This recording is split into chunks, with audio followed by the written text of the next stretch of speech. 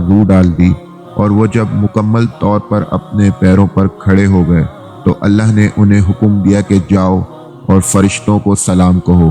حضرت آدم علیہ السلام گئے اور فرشتوں کو سلام کیا، اور جواباً فرشتوں نے بھی سلام کا جواب دیا۔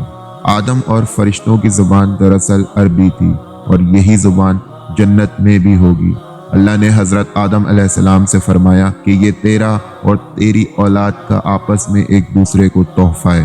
اللہ تعالیٰ نے حضرت آدم علیہ السلام کو ابتدا میں ہی تمام نام سکھا دیے تھے، جیسا کہ یہ سمندر ہے، یہ دریا ہے، یہ پہاڑ ہیں، یہ پرندے ہیں، یہ جانور اور درخت ہیں۔ حضرت آدم علیہ السلام آسمان اور زمین کی ہر چیز کا نام جانتے تھے۔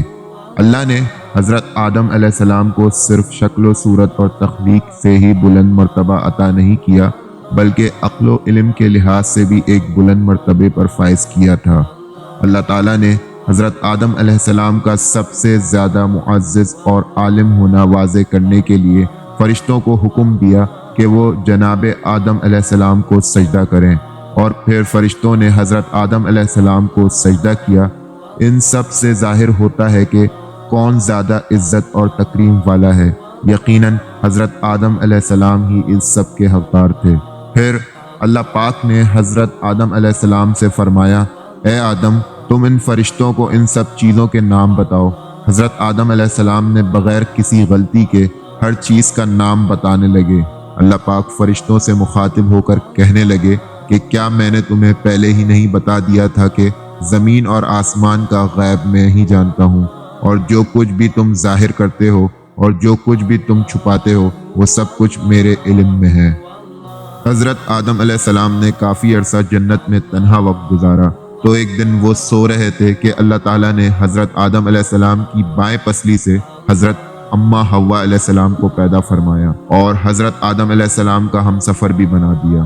حضرت آدم علیہ السلام اور حضرت اماں حوا جنت میں ہی تھے، اور پھر شیطان نے انہیں پھسلانے کی کوشش شروع کر دی۔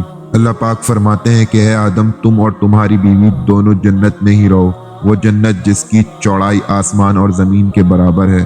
اس جنت میں تم جو چاہو وہ کھاؤ، سوائے ایک درخت کے، اس درخت کے قریب مت جانا۔ اور جب اللہ کا حکم ہوا کہ آدم کو سجدہ کرو تو ابلیس کے سوا تمام فرشتوں نے سجدہ کر لیا۔ اللہ پاک نے فرمایا، اے آدم، یہ ابلیس تیرا اور تیری بیوی کا دشمن ہے، خیال رکھنا ایسا نہ ہو کہ وہ تم دونوں کو کسی سازش کے تحت جنت سے نکلوا دے۔ ایسا نہ ہو کہ تم مصیبت میں پڑ جاؤ، کیونکہ جنت میں تو تم نہ بھوکے ہو نہ پیاسے، اس لیے ابلیس سے بچ کر رہنا۔ لہٰذا انسان اور ابلیس کی دشمنی ابتدا سے ہی چلی آ رہی ہے۔ اللہ تعالیٰ نے حضرت آدم علیہ السلام کو کامل نعمتوں سے نوازا تھا، نہ بھوک، نہ پیاس، نہ گرمی، نہ دھوپ، نہ مشقت، نہ تکلیف۔ شیطان نے حضرت آدم علیہ السلام اور اماں حوا کے دلوں میں وسوسہ ڈالا۔ یہ وسوسہ اس نے ایک درخت کے ذریعے سے ڈالا، جس درخت کے پاس جانے سے اللہ تعالیٰ نے حضرت آدم علیہ السلام کو اور اماں حوا کو منع کیا تھا۔ لیکن افسوس، آدم اور حوا نے شیطان کے وسوسے میں آ کر خدا کی ناراضگی کا اور جنت سے دنیا میں آنے کا سبب بنے، اور پھر 40 سال تک خوب روئے اور معافی طلب کی، جس کے بعد اللہ تعالیٰ نے ان کی توبہ قبول کی، اور اس طرح نسل انسانی کی بقا کا آغاز ہوا۔